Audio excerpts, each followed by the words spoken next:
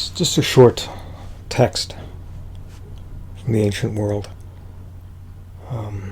written by the Emperor Julian, the last pagan emperor in the 4th century, and he had spent time amongst the northern peoples of Europe, the Germans and the Celts.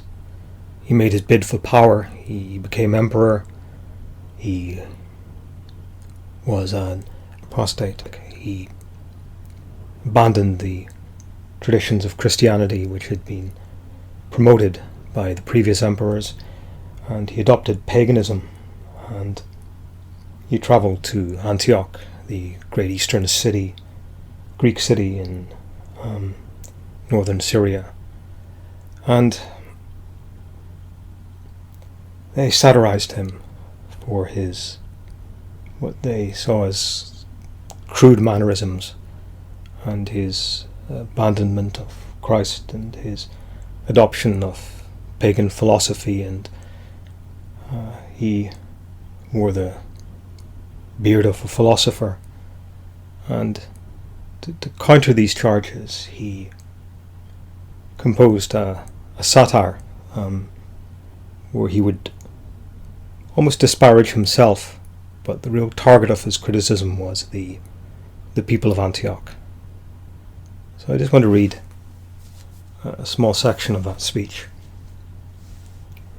because I think a lot of historians see Julian as a Neoplatonist, a espouser of Greek and Roman philosophy and that form of classical paganism.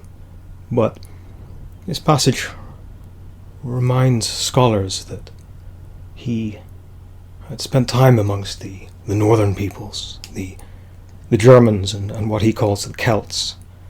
But really there would have been a fusion of those identities at that time. And another thing of significance is that these would be the people who would win.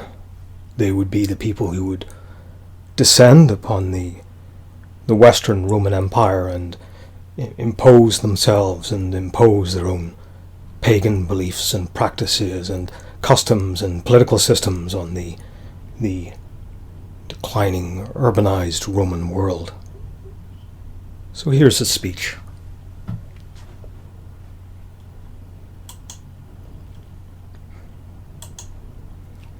Julian, Misopogon, or the beard hater. They say that Cato once visited this populous, luxurious, and wealthy city. As he came near, he saw that the magistrates had assembled the young men from the urban districts, as though they were participating in a military display. He thought your ancestors had made these preparations in his honour. Nevertheless, he was annoyed that his companions had preceded him and informed the citizens of Antioch that Cato was approaching. Therefore, he quickly dismounted from his horse and came forward. The master of the gymnasium ran to meet him and called out, "Stranger, where is Demetrius?" Cato stood there, discomfited.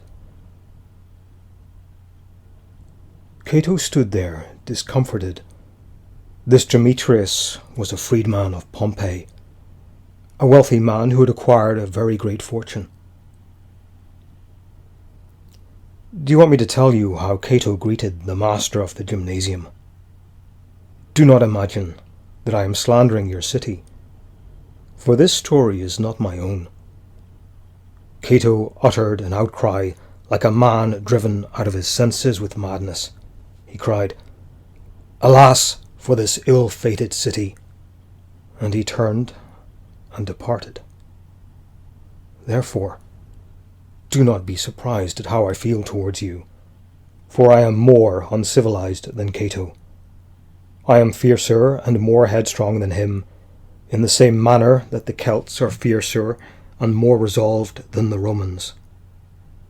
Cato was born in Rome, and was cultivated amongst the Roman citizens till he was on the verge of old age.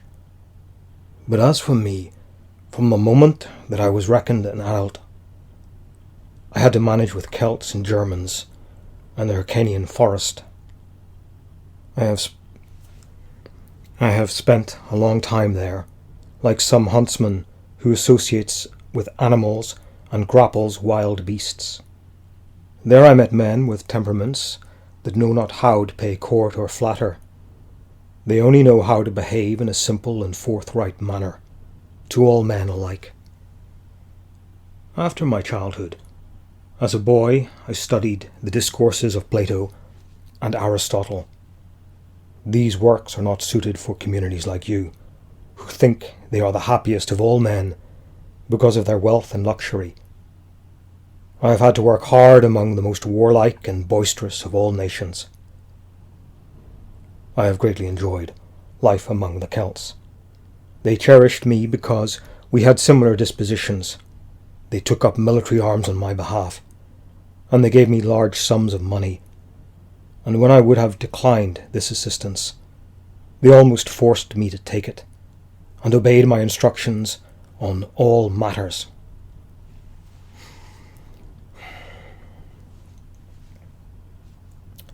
Julian left the city and conducted a war against the Sasanian Persians.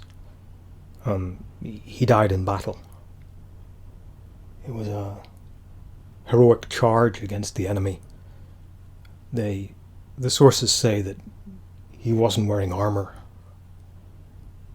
but perhaps that was the heroic ideal he had learnt in the far north, the champion combat, that bravado that the Germanic and the Celtic people demonstrated in warfare.